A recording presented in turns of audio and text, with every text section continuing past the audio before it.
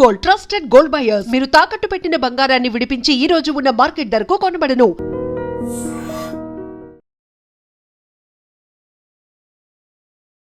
నమస్తే, నేను Kavitha. Welcome to I dream news and నిజాలు.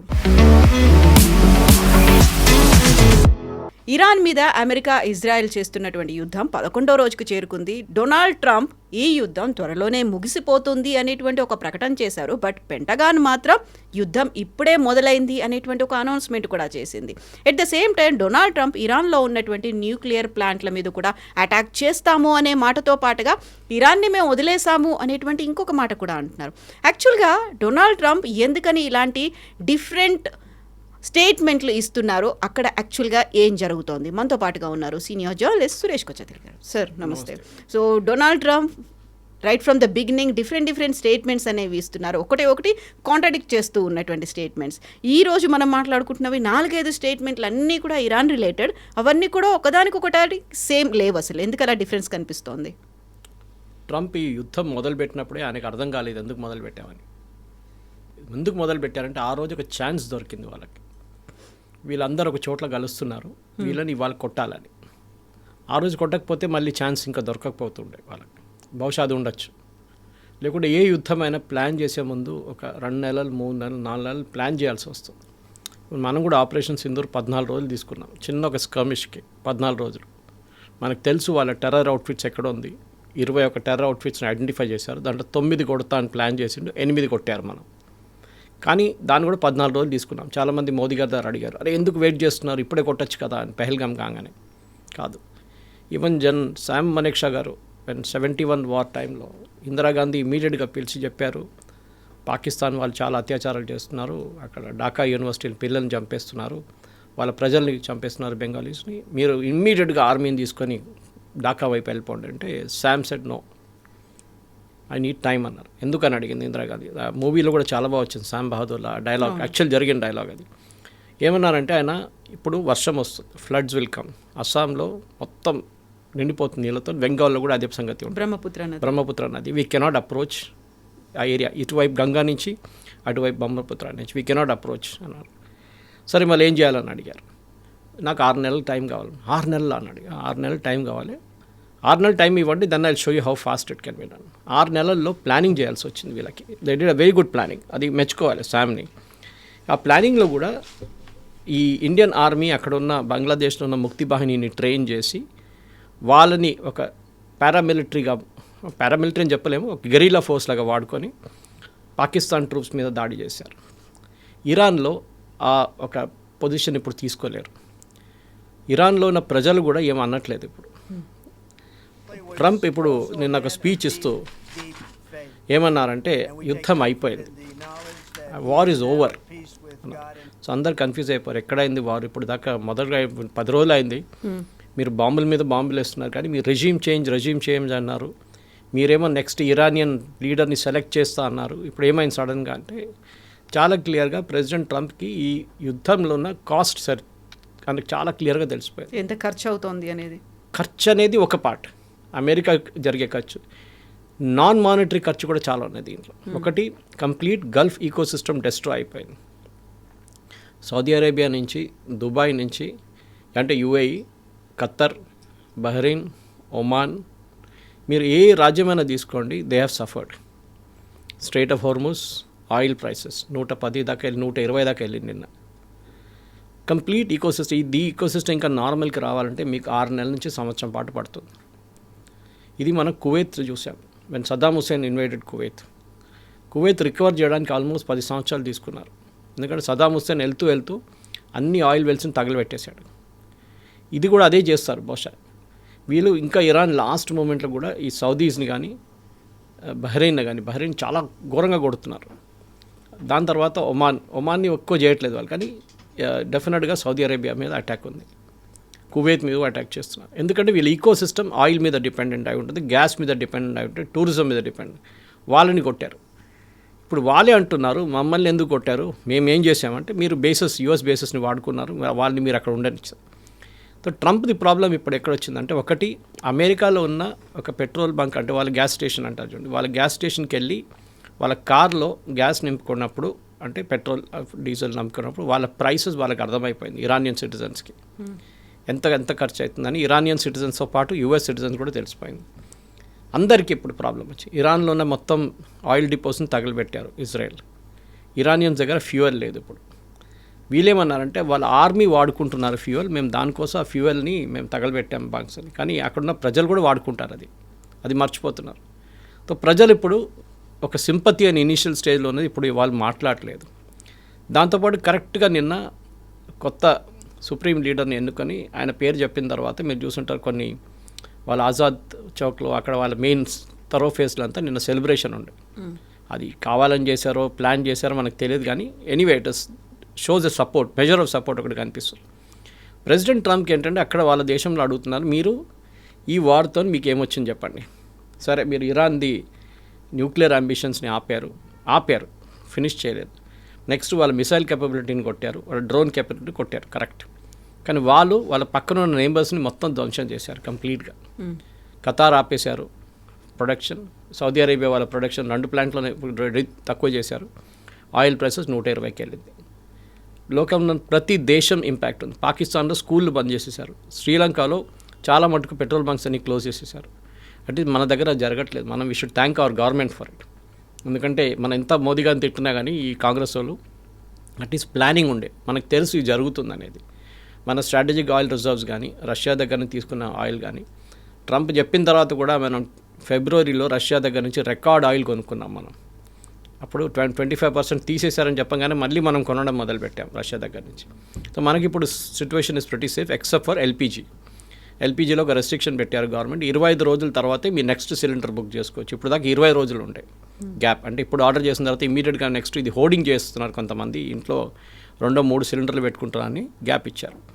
కానీ ఇంటర్నేషనల్ లెవెల్లో చూస్తే కవిత గారు it is absolutely across the board damage జరిగింది. ప్రతి ఎకానమీ ప్రతి దేశంలో అట్లీస్ట్ ఇంకా 6 నెలలు పడుతుంది రికవర్ కావడానికి. ఇవాళ బంగారం సిల్వర్ రేట్స్ పెరిగింది as we are speaking, which is very unusual. ఎందుకంటే స్టాక్ మార్కెట్ పైకి వెళ్ళినప్పుడు బంగారం పడిపోతుంది, బంగారం కిందికి వెళ్ళినప్పుడు స్టాక్ మార్కెట్ పెరుగుతుంది. ఇప్పుడు ఇవాళ జరిగింది ఏంటంటే stock market, Indian stock market pickup అయింది ఇవాళ, బికాజ్ యూఎస్ నుంచి పికప్ అయింది. Trump end of the war అని చెప్పగానే స్టాక్ మార్కెట్స్ పిక్డప్. మళ్ళీ బంగారం ఎందుకు ఎక్కువైంది? పాసిబ్లీ నిన్నటి స్టాక్ మార్కెట్ చూసుకొని బంగారం ఇవాళ అప్రిషియేట్ చేయండి, రేపు మళ్ళీ అది నార్మల్ లెవెల్కి వచ్చేస్తుంది. కానీ ఎవరైనా కానీ ఒక సేఫ్ హార్బర్ అని చూస్తారు. అంటే మీ దగ్గర ఉన్న డబ్బులు ఈజీగా ఏదైనా క్రైసిస్ వస్తే వాడుకోవడానికి బంగారం బెస్ట్ ఆప్షన్ అనుకుంటారు. సిల్వర్ కూడా పెరిగింది బై ద వే. ఇట్లాంటి పరిస్థితుల్లో ఇప్పుడు నిన్న రాత్రి ప్రెసిడెంట్ ట్రంప్ ప్రెసిడెంట్ పుటిన్కి ఫోన్ చేశారు.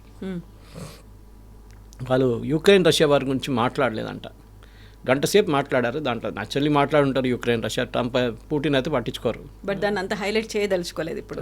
ఎందుకంటే ఇప్పుడు ఈ యుద్ధం ఆపాలంటే he will needs Putin support. Putin చెప్తే ఇరాన్ బహుశా వింటారు, కానీ దానికి ట్రంప్ కూడా మూవ్స్ తీసుకోవాల్సింది. దానికోసం నిన్న సాయంత్రం హీ అనౌన్స్ దట్ మేము యుద్ధానికి ఎండింగ్కి వచ్చేస్తాం. కానీ ఇజ్రాయెల్ ఇప్పుడు దాకా దాని గురించి ఒక్క మాట చెప్పలేదు. ఇజ్రాయెల్ ఏం చేస్తారు ఇప్పుడు? ఇజ్రాయెల్కి అక్కడ ఆల్రెడీ హమాస్తోనే ఉన్న గొడవ ఉంది, అది పక్కన ఇప్పుడు పెట్టారు.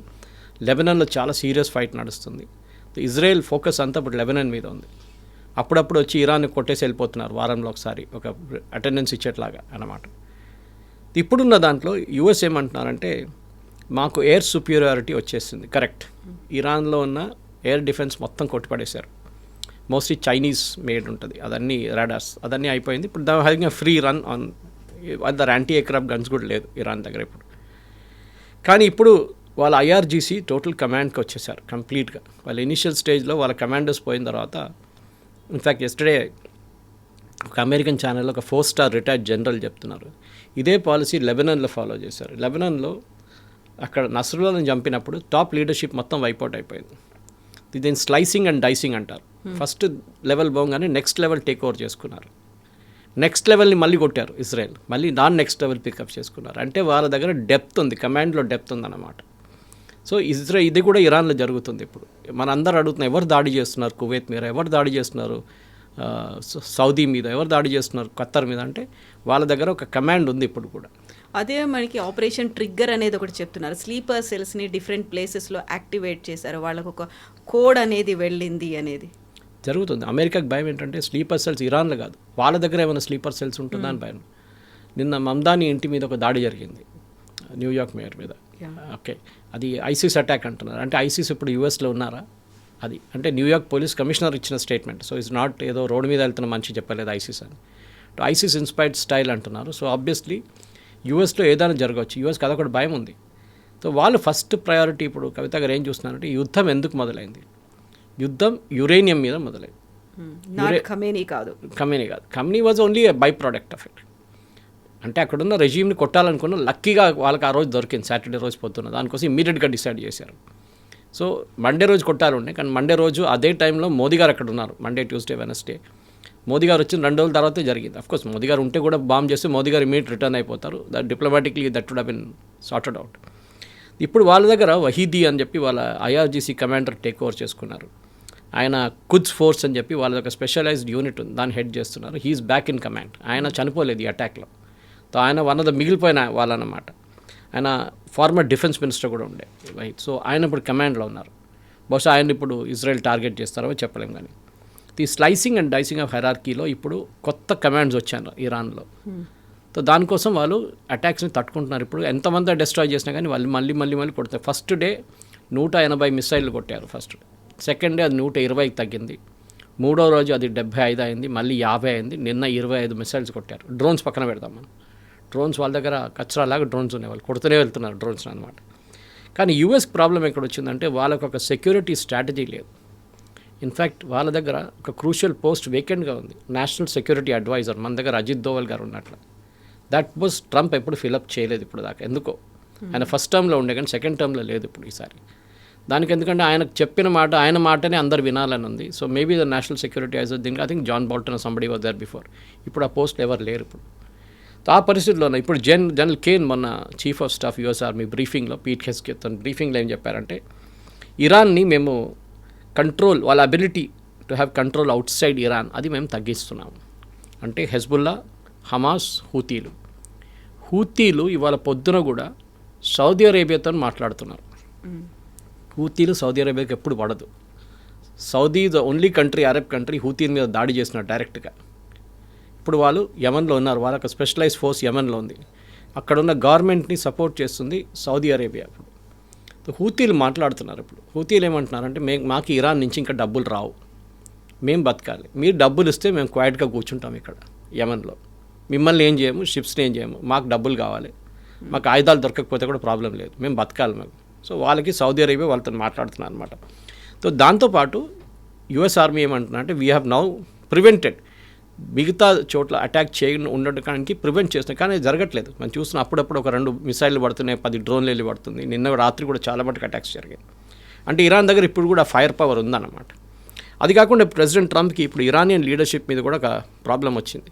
మీకు గుర్తుంటుంది, ఇవాళ పొద్దున మాట్లాడుతూ కూడా అందరు అడిగారు ఎవరో ప్రెస్ వాళ్ళు, నిన్నటి ప్రెస్ కాన్ఫరెన్స్ మన దగ్గర పొద్దున టైంకి ఇండియన్ టైం, అంటే మీరు ఇరాన్లో ప్రజల దగ్గర రోడ్డు మీదకి రమ్మన్నారు, change is coming, help is on the way అన్నారు. కానీ ఇప్పుడు మీరు ఇరానియన్ ప్రజల దగ్గర ఏం చెప్పట్లేదు, మీరేమో విత్డ్రా చేసుకుంటున్నారు. ప్రజల సంగతి ఏమవుతుంది? మీరే చెప్పారు వాళ్ళ ప్రజలు ప్రొటెస్ట్ చేయాలి అది ఇది అన్నారు. ఇప్పుడు వాళ్ళ కొత్త లీడర్షిప్ వచ్చేసింది, వాళ్ళు ఏదో జరగలేదు, అసలు ఏం జరగలేనట్టు మాట్లాడుతున్నారు వాళ్ళు. మీరేమో యుద్ధం అయిపోయింది నేను విత్డ్రా చేసుకుంటా అంటున్నారు. What are the strategy behind? మీరు ఎందుకు వెళ్ళారు అంటే యురేనియం. ఇప్పుడు ఈ యురేనియంకి ఏంటి ఏం చేయబోతున్నారు, అదొకటి మెయిన్ టార్గెట్ అనమాట. దీన్ని ఏమంటున్నారంటే యురేనియం కొన్ని చోట్ల పెట్టుకున్నారు వీళ్ళు. ఒకటి ఇస్ఫహాన్, అక్కడ యూనివర్సిటీ ఉంది పెద్దది ఒకటి, దగ్గరే న్యూక్లియర్ ఫెసిలిటీ ఒకటి ఉంది. అక్కడ ఆల్మోస్ట్ 200 కిలోగ్రాముల ఎన్రిచ్డ్ యురేనియం ఉంది అంటున్నారు. అది మన పొట్లాల గట్టు అక్కడ పెట్టరు వాళ్ళు. It is a highly secure thing deep inside mountains. దానికోసం వీళ్ళు లాస్ట్ టైం కొట్టినప్పుడు కూడా B-2 బాంబర్స్లో డ్యామేజ్ జరగలేదు, దానికి అక్కడ దాకా వెళ్ళలేకపోయారు. సెకండ్ ఏంటంటే దానికి వెంటిలేషన్ షాఫ్ట్ లేదు. వెంటిలేషన్ మీరు కొండ కింద వెళ్ళినప్పుడు న్యాచురల్ వెంటిలేషన్ షాఫ్ట్ కావాలి మీకు, ఎయిర్, ఫ్రెష్ ఎయిర్. వీరు ఇంకేదో టెక్నాలజీ యూజ్ చేసి ఫ్రెష్ ఎయిర్ని పంపిస్తున్నారు లోపలికి. బహుశా అది పైప్ నుంచి పంపిస్తున్నారేమో, ఫుట్ ఆఫ్ ద మౌంటైన్ నుంచి లోపలికి పైప్లో ఫ్రెష్ ఎయిర్ పంపిస్తున్నారు, అది ఉండొచ్చు. సో ఇప్పుడు జరిగిన దాడిలో కూడా ఈసారి కూడా అది డిస్ట్రాయ్ కాలేదు. అంటే లాస్ట్ ఇయర్ జూన్లో జరిగిన దాడిలో ఇట్ వాజ్ నాట్ డిస్ట్రాయిడ్, కానీ అక్కడ ఉంది. ప్రెజెంట్ ప్యూరిటీ ఏమంటున్నారంటే ఈ 60% దాకా ప్యూరిటీ ఉంది దానికి, ఆ యురేనియంకి అంటున్నారు. దాన్ని బయటికి ఎట్లా తీయాలి, ఇది ఒక పెద్ద ప్రశ్న ఇప్పుడు ప్రెసిడెంట్ ట్రంప్కి అండ్ ఆల్సో నెటన్యాహు. ఒక స్పెషలైజ్ ఫోర్స్ని యూఎస్ తయారు చేస్తున్నారు దీనికని చెప్తున్నారు. So I made my notes on that basis అనమాట ఇవాళ పొద్దున. ఎట్లా తీస్తారు అక్కడి నుంచి ఆ యురేనియం బయటకు ఎట్లా తీయాలని చెప్పి ఒక స్ట్రాటజీ వీళ్ళు డెవలప్ చేస్తున్నారు అన్నమాట. ఒకవేళ తీయకపోతే వాటిని మేము పేల్చేస్తాము అనేటువంటి ఒక మాట కూడా ట్రంప్ అంటున్నారు. చేయలేరు అంత ఈజీగా. యురేనియం అనేది పేల్చేస్తే మళ్ళీ నెక్స్ట్ ఒక 10,000 సంవత్సరాల దాకా అక్కడ ఎవరు ఉండలేరు ఇరాన్లో. It is not easy. Hiroshima Nagasaki మనం చూసాం. We saw the Fukushima nuclear reactor disaster. Chernobyl మనం చూసాం. ఇదంతా చూసిన తర్వాత పేల్చేస్తాం ఏదో దివాళీ పటాకాలు కాదు ఇది. He has to extract it. అంటే అక్కడ ఒక స్పెషలైజ్డ్ గ్రౌండ్ ఫోర్స్ని పంపించి ఆ యురేనియంని బయట తీసుకోవాల్సి వస్తుంది. దాన్ని వాళ్ళు చూసుకొని ఊరుకోరు. పక్కన ఇరానియన్స్ వాళ్ళు డెఫినెట్గా అటాక్ చేస్తారు. వాళ్ళతో సరే ఒక ఒప్పందం చేసి ఆ న్యూక్లియర్ మెటీరియల్ బయట తీయాలంటే వాళ్ళు పట్టించుకోరు. ఇంత చేసిన తర్వాత వాళ్ళు అస్సలు అగ్రీ చేయరు దానికోసం. సో ఈ ఇస్ఫహాన్ న్యూక్లియర్ ఫెసిలిటీలో ఉన్న దాన్ని స్పెషలైజ్ ఫోర్స్ యూజ్ చేసి 200 కిలోలు ఉన్న హైలీ ఎన్రిచ్డ్ యురేనియం బయట తీయాలి. ఈ హైలీ ఎన్రిచ్ యురేనియం అనేది మనం యూజువల్లీ యురేనియం వాడుతున్నప్పుడు దీనికన్నా ముందు కూడా మనం డిస్కస్ చేసాం. పీస్ఫుల్ పర్పస్ అంటే న్యూక్లియర్ ప్లాంట్ నడిపించడానికి యూజ్ చేస్తాం. మన దగ్గర చెర్లపల్లిలో ఉన్నట్ల సేమ్ థింగ్. కానీ ఇది ఇప్పుడు 60% ప్యూరిటీకి వచ్చేసింది.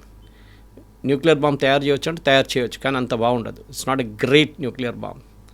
పర్ఫెక్షన్ ఉండదు. 90%కి వచ్చేస్తే పర్ఫెక్షన్ వచ్చేస్తుంది. దానికి ఇంకొక 3-4 నెలలు దూరం ఉన్నారు ఇరాన్ ఇప్పుడు. సో ఈ టైంలో ఆ న్యూక్లియర్ మెటీరియల్ని బయటికి తీసుకురావాలంటే ఒక పెద్ద ఛాలెంజ్ ఉండబోతుంది. నా దగ్గర ఉన్న నోట్స్ ప్రకారం వీళ్ళు ఇస్ఫహాన్లో ఉన్న టనల్స్లో ఇది లోడ్ చేసి పెట్టారు. అక్కడి నుంచి బయటికి తీయడానికి అమెరికా ఒక స్పెషల్ ఫోర్స్ని పంపించాల్సి వస్తుంది. ఆ స్పెషల్ ఫోర్స్ మనం వెనిజువేలాలో చూసాం. దానికన్నా ముందు ఒసామా బిన్ లాడెన్ని చంపినప్పుడు చూసాం. యూఎస్ నేవీ సీల్స్ని వాడారు. అట్లాంటి ఒక స్పెషలైజ్ ఫోర్స్ని తీసుకొని వీళ్ళు అప్రోచ్ చేయాల్సి వస్తుందన్నమాట.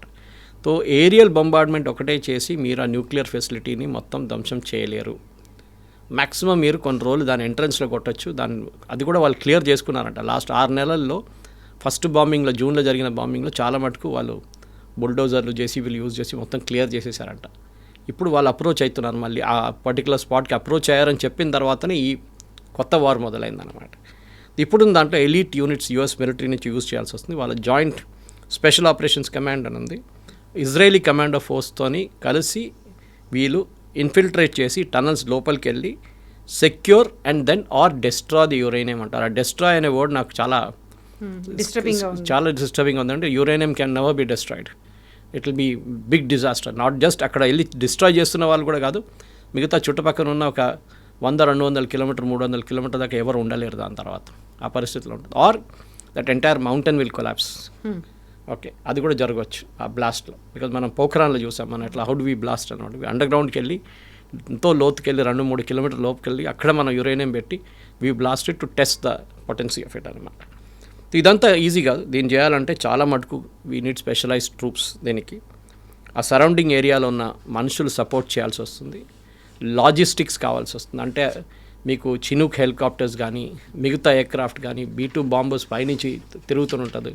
దాంతోపాటు F-35 కూడా ఉంటుంది. ఇది అన్నీ చేయాల్సి వస్తుంది, అన్నీ తీసుకురావాల్సి వస్తుంది అనమాట. కానీ ఇప్పుడున్న పరిస్థితుల్లో possibly this is not possible.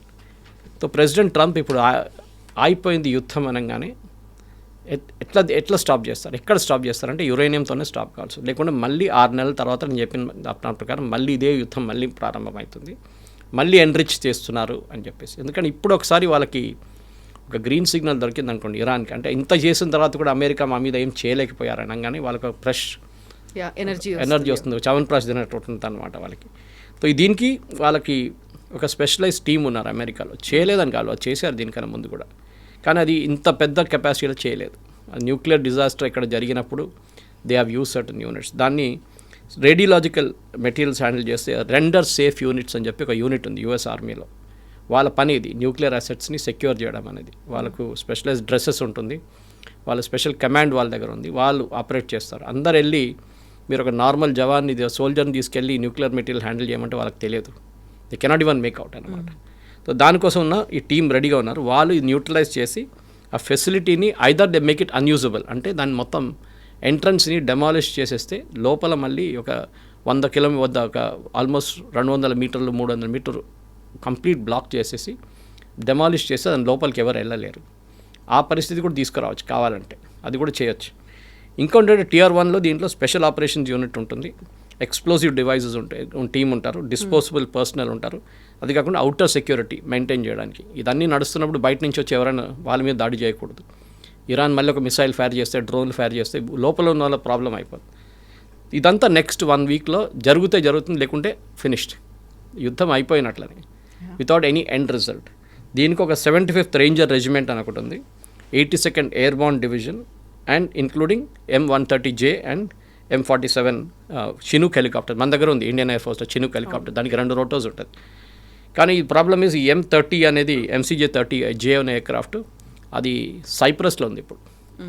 అది సైప్రస్ నుంచి ఎక్కడైనా దగ్గరకు తీసుకురావాల్సి వస్తుంది. Either it be at Qatar air force base or Saudi air force బేస్లో తీసుకురావాల్సి వస్తుంది యూఎస్ దగ్గర నుంచి అటాక్ చేయడానికి అనమాట. లాజిస్టిక్స్ ప్లానింగ్ చాలా ఎక్స్పెన్సివ్గా ఉండబోతుంది. This is a huge operation చేయాలంటే. చేయకుంటే ఈ యుద్ధాన్ని ట్రంప్ ఏదో ఓడిపోయినట్లనే ఉంటుంది. ఎందుకంటే ఎండ్ రిజల్ట్ ఆబ్జెక్టివ్ ఎప్పుడు మీరు అచీవ్ చేయలేదు. అది మెయిన్. గొప్పగా గట్టిగా చెప్పుకోవడానికి ఉండాలి కదా ఒక రిజల్ట్ అనేది. ఎందుకంటే ఇప్పుడు ఈ జరిగిన దానికి కవిత గారు, యుద్ధం మనం ముందు కూడా మాట్లాడుకున్నాం, యుద్ధం మొదలు చేయడానికి చాలా ఈజీగా ఉంటుంది, కానీ దాన్ని ఆపడం అనేది చాలా టఫ్. ఎక్కడ స్టాప్ చేయాలని మీకు ఒక క్లారిటీ ఉండాలి. అది ట్రంప్కి క్లారిటీ లేదు. ఎవరో అన్నారు, this is a war in search of a strategy, not a strategy in search of a war అని. ఓకే, అది అయిపోయిందన్నమాట. స్ట్రాటజీ లేకుండా మొదలుపెట్టారు యుద్ధం. ఆ రోజు లక్కీగా సాటర్డే రోజు పొద్దున్న వీళ్ళందరూ అసెంబ్లీ అవుతున్నారు, మళ్ళీ వెళ్ళి కొడదామని చెప్పి ప్లాన్ చేసుకుంటారు. దాని తర్వాత ఉన్న కాన్సిక్వెన్సెస్ వీళ్ళు ప్లాన్ చేయలేదు. వీళ్ళేమనుకున్నారు, వాళ్ళ లీడర్షిప్ని కొట్టంగానే మొత్తం ఇరానియన్ రెజిమ్ మొత్తం పడిపోతుందని, కొలాప్స్ అవుతుంది. కాలేదు. వాళ్ళు అటాక్ ఆ డే నుంచే మొదలుపెట్టారు. వీళ్ళేమనుకున్నారంటే ఒక 4 రోజుల తర్వాత వీళ్ళు అటాక్ చేస్తారు. అది కూడా యుఎస్ ఎయిర్ ఫోర్స్ బేస్ మీద అటాక్ చేస్తారు. వాళ్ళు ఎప్పుడు వాళ్ళ కళ్ళలో కూడా కనలేదు దట్ వాళ్ళ నైబర్స్ని అటాక్ చేస్తారు, వాళ్ళ ఎకనామిక్ అసెట్స్ని కొడతారు. దుబాయ్ ఎయిర్పోర్ట్ కానీ, కువైత్ ఎయిర్పోర్ట్ కానీ, సౌదీ ఆయిల్ ఫీల్డ్స్ కానీ, ఖతార్ గ్యాస్ ఫీల్డ్స్ కానీ వీళ్ళు కొడతారని ఎప్పుడు ఆలోచించలేదు వీళ్ళు యుఎస్. అది జరిగింది. నష్టాల్లో ఇజ్రాయెల్ కూడా చాలా నష్టాలు జరిగినాయి. యుఎస్ ఎయిర్ ఫోర్స్ బేస్ కువైట్లో 6 మంది వాళ్ళ సోల్జర్స్ చనిపోయారు. అప్పుడు యుఎస్ సోల్జర్స్ చనిపోయారు. ఇప్పుడు ఇంకా 2 పోయారు. ఇప్పుడు 8 మంది టోటల్. ఇంకా ఎక్కువ అయితే 20-30 మంది అయితే డెఫినెట్గా Trump next mid term elections 100% ఓడిపోతారు. ఇప్పుడే చాలా దారుణ పరిస్థితులు. ఎందుకంటే నేను చెప్పాను చూడండి, యుఎస్ కస్టమర్స్ అడుగుతున్నారు, మేము బంక్కి వెళ్తున్నాం, మీరేదో $3 కన్నా తక్కువ పెడతా అన్నారు, $2.95 అన్నారు. ఇప్పుడు చూడండి ఎక్కడికి వచ్చింది, $4 చేరుకుంటుంది. We don't want this war. యూఎస్లో కూడా ఒక పుష్ బ్యాక్ వచ్చేస్తుంది దీని వ్యతిరేకంగా. కానీ ట్రంప్ ఇంత దూరం వెళ్ళిన తర్వాత మళ్ళీ తిరిగి రావాలంటే he has to show some result. ఆ రిజల్ట్ ఇప్పుడు నేను మాట్లాడినాను. ఎందుకని ఇంట్రెస్టింగ్లీ పెంటగాన్ ఇంకా యుద్ధం కంటిన్యూ అవుతుంది, ఇప్పుడే మొదలైంది యుద్ధం అనేటువంటి ఒక స్టేట్మెంట్ అక్కడ నుంచి వచ్చింది. Cross purposes. ఎందుకంటే పీట్ హెస్గెత్ ఉన్నారు చూడండి, he is a department of war అని పేరు మార్చుకున్నప్పుడే మీకు తెలిసిపోతుంది. డిపార్ట్మెంట్ ఆఫ్ డిఫెన్స్ కాదు, డిపార్ట్మెంట్ ఆఫ్ వార్. ఎన్ని సంవత్సరాలు యూఎస్లో ఆ డిపార్ట్మెంట్ పేరు పెంటగాన్లో డిపార్ట్మెంట్ ఆఫ్ డిఫెన్స్ అని ఉండే. మనది కూడా డిఫెన్స్ మినిస్ట్రీ అంటాం మన దగ్గర, రక్షా మంత్రి అంటాం మనం డిఫెన్స్ మినిస్టర్ని, రక్షా. కానీ ఇప్పుడు ఈయనేమో వార్ అంటే హీస్ గోయింగ్ ఫార్ ఇట్ అనమాట. వీళ్ళు పీస్ కోసం కాదు, వీళ్ళు వార్ కోసమే ఉన్నారు అన్నమాట తెలిసిపోయింది చాలా క్లియర్గా. ఆ ఒక ర్యాంబో యాటిట్యూడ్ ఉంది చూడండి, మొత్తం లోకమంతా నేను క్లియరప్ చేస్తాను, టాప్ గన్ లాగా నేనే ఉన్నాను, అంత అమెరికన్ వార్ మిషనరీని దాంట్లో చూపిస్తారు ఒక యాటిట్యూడ్ లాగా. అది పోయింది ఇప్పుడు. I think America first time ఒక చిన్న రాజ్యమైన ఇరాన్తోని వాళ్ళకి అర్థమైపోయింది దట్ దే కెనాట్ ఫైట్. ఒక యూనిలాటరల్ అన్ప్లాన్డ్ వార్ వెళ్ళారు. అన్ప్లాన్డ్ వార్లో ఇజ్రాయెల్కి ఏం కావాలో వాళ్ళు అచీవ్ చేసుకున్నారు, which is basically decapacitating the Iranian leadership. కానీ అమెరికాకి ఏమైనా వచ్చిందంటే అమెరికాకి ఈ యుద్ధం నుంచి ఏం రాలేదు, నో బెనిఫిట్ అట్ ఆల్ అనమాట. కాకపోతే యునైటెడ్ అరబ్ ఎమిరేట్స్ అధ్యక్షుడు ఒక మాట చెప్తున్నారు, ఈ యుద్ధం ఆపాలి అంటే మోదీ ఒక్క ఫోన్ కాల్ చేస్తే చాలు, ఇరాన్తో పాటుగా ఇజ్రాయెల్ దేశ అధ్యక్షులు యాక్సెప్ట్ చేస్తారు, వాళ్ళకి మోదీతో మంచి సంబంధాలు ఉన్నాయి, సో ఒక ఎండ్ కార్డ్ పడాలి అంటే Modi has to do a call. Modi గారు లిమిటేషన్స్ కూడా మోదీ గారు తెలుసు చాలా క్లియర్గా. నెటన్యాహు ఫిలాసఫీ ఏంటంటే అది మన ఫిలాసఫీ కూడా అంతే, దట్ టెర్రరిజం అనేది we will not accept it, అది చాలా క్లియర్. ఇరాన్ ఒక్కరే యాజ్ అ నేషన్ ఉంటే వాళ్ళు యురేనియం డెవలప్ చేసుకుంటారు, ఏం డెవలప్ చేసుకున్నా కానీ ఇజ్రాయెల్కి ఇంత టెన్షన్ లేకపోతుండే. ప్రాబ్లం వాజ్ పక్కనున్న హెజ్బుల్లాని ఫండ్ చేయడం, ఇటువైపు ఉన్న హమాస్ని ఫండ్ చేయడం, అక్కడున్న హూతీకి ఫండ్ చేయడం, వాళ్ళకి ఆయుధం ఇవ్వడం అనేది ఒక పెద్ద ఇష్యూ అయిపోయింది. అక్కడే ఇజ్రాయెల్కి ఇష్యూ ఉండే. ఇప్పుడు మోదీ ఫోన్ చేస్తే కూడా ఏమంటారు, ఓకే ఐ విల్ ట్రై అంటారు. కానీ వాళ్ళ ప్రజలు అక్కడున్న వాళ్ళ ఎస్పెషలీ రైట్ వింగ్ వాళ్ళ దగ్గర కోయిలేషన్ గవర్నమెంట్ ఉంది అక్కడ. ఇట్ ఈస్ నాట్ నెటన్యాహుకు ఆయన ఓన్ మెజారిటీ లేదు అక్కడ. ఇజ్రాయెల్ ఎప్పుడు ఉండదు, ఎప్పుడు కోయిలేషన్ గవర్నమెంట్ ఉంటుంది. దాంట్లో right wing ultra hard core right wing party ఉన్నారు. వాళ్ళు సపోర్ట్ విత్డ్రా చేస్తే రేపు నెటన్యాహు గవర్నమెంట్ ఉండదు. వాళ్ళకేంటంటే ఫినిష్ ఇరాన్ కంప్లీట్లీ. ఇరాన్ అని కాదు, వాళ్ళకి ప్రతి గాజా కానివ్వండి, ఈవెన్ వెస్ట్ బ్యాంక్లో వాళ్ళు అంటున్నారు, ఇటు లెబనాన్లో వాళ్ళు ఏమంటున్నారు, కంప్లీట్ మేము అసలు అంగీకరించాము ఏ దేశంని. So Netanyahu is more like a left wing ఇప్పుడు యాక్చువల్లీ చూస్తే. సెంటర్లో ఉన్నారు, సెంటర్ ఆఫ్ ద రైట్ అని చెప్పొచ్చు, కానీ వీళ్ళేమో ఎక్స్ట్రీమ్ రైట్ వింగ్ ఉన్నారు. ఈ పరిస్థితిలో మోదీ గారు ఫోన్ చేసినా ఫోన్ చేయకపోయినా కానీ నెటన్యాహు విల్ టేక్, ఆయనకు ఎండ్ రిజల్ట్ కావాల్సింది ఏంటంటే ఇరాన్లో ఈ రెజీమ్ ఉండకూడదు. కానీ అది ఇప్పుడు జరగట్లేదు. అది యాక్చువల్లీ యూఎస్ మీద ఉండే ఆ పని. కొత్త రెజీమ్ని తీసుకురావడం అనేది రెస్పాన్సిబిలిటీ యూఎస్ మీద ఉండే, కానీ యూఎస్ అది అచీవ్ చేయలేకపోయారు.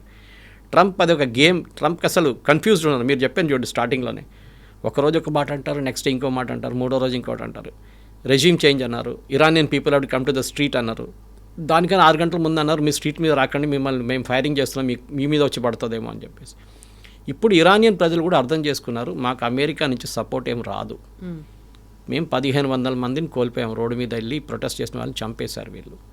బజీజ్ ఫోర్సెస్ ఉన్నారు, వాళ్ళు ఈ మిలిషియా గ్యాంగ్, వాళ్ళు రోడ్ల మీద తిరుగుతున్నారు, బైక్ల మీద తిరుగుతారు. వాళ్ళు ఎవరిని కనిచిన రోడ్డు మీద కనిపించినా బుర్కా లేకుండా వాళ్ళు చంపేస్తారు. ఒక మహిళ తెలియని ఒక మగని తన రోడ్డు మీదకి వెళ్తే వాళ్ళని చంపేస్తారు. ఇదంతా అక్కడ జరుగుతుంది ఇరాన్లో. ఇది ఎంత ప్రాబ్లం ఎక్కడ వచ్చిందంటే ట్రంప్కి ఒక ప్లాన్ లేకుండా యుద్ధంలో దిగారు. ఇప్పుడు అందరూ అంటున్నారు, అమెరికాలో ఉన్న రిటైర్డ్ 4-స్టార్ జనరల్స్, పెంటగన్లో ఉన్న ముందు అడ్వైజర్స్, ప్రెసిడెంట్ ట్రంప్కి ఫస్ట్ టర్మ్లో ఉన్న అడ్వైజర్స్ అందరూ ఇదే అంటున్నారు, he went to the war without a plan. Israel went to the war with a plan. అది డిఫరెన్స్ అనమాట. ఇజ్రాయెల్ చాలా క్లియర్, మాకు రెజీమ్ హెడ్ని కొట్టాం, నస్రుల్లాని కొట్టాం, ఈ ఖమేని కొట్టాం, అయిపోయింది మాది, we have achieved our objective. Next level దిగొస్తారో వాళ్ళు బిహేవ్ చేయకపోతే వాళ్ళని కూడా మేము కొడతాం. బట్ యూఎస్కి దీంట్లో ఏముందనేది ఎవరికి అర్థం కావట్లేదు. యూఎస్కి ఏంటంటే మెయిన్ ప్రాబ్లం వీళ్ళది న్యూక్లియర్ ప్రాబ్లం. ఆ న్యూక్లియర్ ప్రాబ్లం నేను మీకు డీటెయిల్గా ఇప్పుడు ఎక్స్ప్లెయిన్ చేశాను. అది అక్కడి నుంచి తీయాలంటే చాలా కష్టం. ఐఈఏఈ కూడా అంటే ఇంటర్నేషనల్ అటామిక్ ఎనర్జీ ఏజెన్సీ కూడా చెప్తున్నారు 60% ప్యూరిటీ ఉంది ఇప్పుడు వాళ్ళ దగ్గర. ఇప్పుడు యుఎస్ ఆ యురేనియన్ని తీసి ఏం చేద్దాం అనుకుంటుంది? తీసుకుంది పెట్టుకోవచ్చు, that is not a problem. తీసుకొని సేఫ్గా ఎక్కడైనా పెట్టుకోవచ్చు, ఐఏఈకి హ్యాండ్ ఓవర్ చేయొచ్చు, or they can keep it in their nuclear facilities. Okay, తీయడానికి ప్రాబ్లం కవిత గారు. ఇది రెడీమేడ్గా ఎవరు అక్కడ ఒక డబ్బాలో పెట్టుకుంటే ప్రాబ్లం లేదు. This has to be very carefully extracted. అంటే ఎంత జింజర్లీ హ్యాండిల్ చేయాలంటే ఇది ఎక్కడో ఒక చిన్న మైన్యూట్ డ్రాప్ పడితే చాలు గ్రౌండ్ మీద అయిపోయింది. దెన్ ఎవరెవరు పక్కన ఉన్నారు 10 కిలోమీటర్లు 20 కిలోమీటర్లు అందరు ఎక్స్పోజర్ అయిపోతారు దానికి. సో యురేనియం అనేది హైలీ రేడియో యాక్టివ్, అది కూడా 60% ప్యూరిటీ ఉన్నది. It's extremely dangerous to handle. Okay, ఆ కెపాసిటీ ఉన్న చాలా తక్కువ ఆర్గనైజేషన్స్ ఉన్నారు హూ కెన్ హ్యాండిల్ ఇట్. ఇప్పుడు మనం కూడా వీ కెన్ ప్రౌడ్లీ సే మన భారత్ దగ్గర ఉన్న బాబా అటామిక్ రీసెర్చ్ సెంటర్ కానీ, ఈవెన్ చర్లపల్లిలో ఉన్న న్యూక్లియర్ ఫ్యూయల్ కాంప్లెక్స్ కానీ వాళ్ళు చాలా బాగా హ్యాండిల్ చేస్తారు దీన్ని. చాలా క్రిటికల్ రిసోర్స్ ఇది. ఇప్పుడు మన కెనడాని చేస్తున్నాడు, కెనడియన్ ప్రధానమంత్రితో కూడా మనం ఒప్పందం చేసుకున్నాం యురేనియం కోసం. మన దగ్గర యురేనియం ఎక్కువ లేదు ఇండియాలో, బయట నుంచి తెప్పించుకో, other from Australia or from Canada. ఇప్పుడు రేపు ఇది ఎవరికి ఇస్తారనేది ఉంటుంది. 200 కిలోలు దొరికింది అనుకోండి, మీరు అడిగిన ప్రశ్న కరెక్టే, తీసుకెళ్ళి యూఎస్లో పెట్టుకుంటారు. ఎందుకంటే వాళ్ళు అంటారు మళ్ళీ ఇరాన్కి ఇంకెవరికైనా ఇస్తే వాళ్ళు వాడుకుంటారని భయం ఉంటుంది. ఇది ఎవరికి ఇవ్వకూడదు, స్పెషల్లీ వెస్ట్ ఏషియాలో ఎవరికి ఇవ్వకూడదు. ఆలోచించండి, ఇంత డబ్బులున్న సౌదీ అరేబియా కూడా ఎప్పుడో ఒక ఆలోచిస్తుంటారు, వాళ్ళు పాకిస్తాన్తో ఎందుకు ఒప్పందం చేశారు, ఏదో ఒక రోజు మాకు ఈ టెక్నాలజీకి యాక్సెస్ వస్తుంది అని. కానీ US, Israel, no West Asian nation. అది ఇప్పుడు ఇరాన్ అంటున్నారు, రేపు ఈవెన్ కువైత్ ట్రై చేస్తే కువైత్ని కొడతారు వాళ్ళు. ఎవరు యాక్సెప్ట్ చేయకూడదు, ఎవరు యాక్సెస్ చేయకూడదు. పాకిస్తాన్ కూడా actually sitting at the border now చాలా మటుకు. ఇజ్రాయెల్కి అన్నిటికంటే పెద్ద భయం ఏంటంటే పాకిస్తాన్ దగ్గర ఉన్న న్యూక్లియర్ టెక్నాలజీ వాళ్ళు ఎవరికైనా అమ్ముకుంటారా అనే భయం ఉంది. వాళ్ళ డబ్బులు లేవు ఇప్పుడు ఈ టెక్నాలజీని. కానీ అంత ఈజీ కాదు. ఏదో ఒక ఫర్ ఎగ్జాంపుల్ కార్ తయారు చేసే టెక్నాలజీ లేకుంటే ఒక ఇస్రోలో రాకెట్ తయారు చేసే టెక్నాలజీ కాదు ఇది. Even bartering system it is just not possible. So దాన్ని అఫ్కోర్స్ అమెరికా చూసుకుంటున్నారు. పాకిస్తాన్ దగ్గర న్యూక్లియర్ అసెట్స్, దాన్ని నేను చెప్పాను చూడండి, ఇంకా తాళం వేసి వాళ్ళ కీస్ వాళ్ళ దగ్గర ఉంది, అమెరికా దగ్గర ఉంది. ఇరాన్ దగ్గర ఉన్న ఈ యురేనియంని ఎక్స్ట్రాక్ట్ చేయడం అనేది ఈ యుద్ధం మొత్తం కంప్లీట్గా ఎండ్ కావాలంటే అది ఎండ్ సొల్యూషన్. అది జరగకపోతే ప్రెసిడెంట్ ట్రంప్ నేను గెలిచాను అంటారు. We have already won the war అని చెప్పారు. స్టామర్దర్ చెప్పారు నాకు న్యూక్లియర్ మీ ఏం చేస్తే ఎయిర్ ఫోర్స్ హెల్ప్ అక్కర్లేదు, మీ aircraft carrier we already won the war అన్నారు. అర్థం కావట్లేదు ఈ వన్ ద వార్ ఎక్కడి నుంచి వచ్చింది. ఎందుకంటే ఎక్కడ గెలిచారు, what is your end objective? Regime change జరిగిందా? జరగలేదు. ఒక లీడర్ని చంపారు కరెక్ట్, కానీ ఆయన ఇంకో దీన్ని తీసుకొచ్చారు. 80 సంవత్సరాలు ఉన్న ముసలాయిని తీసుకొచ్చి 50 సంవత్సరాల యంగ్స్టర్స్ని తీసుకొచ్చి కూర్చోబెట్టారు మీరు. ఇప్పుడు రేపు ఆయన చంపితే ఇంకో 40 సంవత్సరాలు ఉన్న ఇంకోటి వచ్చి కూర్చుంటాడు. వాళ్ళు ఇంకా హార్డ్ కోర్. వాళ్ళ నాన్నగారు కొంచెం డీసెంట్ ఉందంటున్నారు వీళ్ళు. ఇప్పుడు ఉన్న ఈయనైతే ఇంకా హార్డ్ కోర్ మనిషి. నెక్స్ట్ వచ్చే మనిషి పాసిబుల్ ఇంకా దారుణం అయిపోతే ఏం చేస్తారు రేపు? Where is the end game? మళ్ళీ ఇంకా 6 నెలల తర్వాత మళ్ళీ ఇంకో యుద్ధం స్టార్ట్ చేస్తారా మీరు? వెస్ట్ ఏషియా ఎకానమీ ఏమవుతుంది? దుబాయ్ టూరిజం చూడండి, కుక్కల్ని పిల్లిలన్నా రోడ్ మీద విడిచేసి వెళ్ళిపోయారంట, అందరూ పారిపోయారంట దుబాయ్ నుంచి చాలామంది. మనకు తెలియదు. This is the news being given out side. నిజం ఉండొచ్చు, తప్పు ఉండొచ్చు, ఏదైనా ఉండొచ్చు అది, కానీ జరిగిందంతా ఇది. You have destroyed a complete west Asian economy. ఇంకొక 6 నెలల నుంచి 2 సంవత్సరాలు 3 సంవత్సరాల దాకా పట్టవచ్చు వాళ్ళు రికవర్ చేయడానికి. ఇంత మీన్ టైం ఆలోచించండి, శ్రీలంకలో ఫ్యూయల్ లేదు, ఇండోనేషియాలో లేదు, మలేషియాలో లేదు, మొత్తం complete south east Asia is gone. ఇటువైపు యూకేలో గ్యాస్ ప్రైసెస్ 30, 40, 50% పెరిగిందంట అట్ ద బంక్స్. ఎట్లా ఉంటారు వీళ్ళు?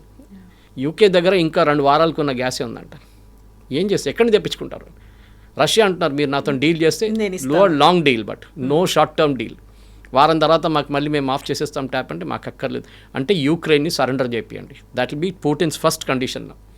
ఆజ్ Ukraine to surrender we will give you gas, otherwise no gas. Simple as that. అందరికీ అన్ని స్ట్రాటజీస్ ఉన్నాయి. ఎస్, ఉండాలి. ఏదైనా మనం ఒక చెస్ గేమ్ ఆడుతున్నప్పుడు కూడా దాంట్లో ఒక స్ట్రాటజీ ఉంటుంది, ఒక ఎండ్ గేమ్ ఉంటుంది, ఎక్కడ చెక్మేట్ చేయాలని చెప్పేసి. ట్రంప్కి ఆ చెక్మేట్ తెలియదు ఎక్కడ ఉందని, అది చేయలేకపోతున్నాడు అనమాట. అది. Yes sir, thank you so much. Thank you. నిజంగా ప్రస్తుతం ఉన్నటువంటి సమాజం దేనికి ప్రయారిటీ ఇస్తుంది? ఆర్థిక సంబంధాల చుట్టూ మాత్రమే తిరుగుతోంది. మళ్ళీ ఎన్నికలంగానే చాలా విరక్తి కలుగుతాను. మంచి అనిపిస్తుంది కదా, లేడీస్ కూడా ఛాలెంజింగ్ జాబ్స్ చేసినప్పుడు చాలా బాగుంటుంది.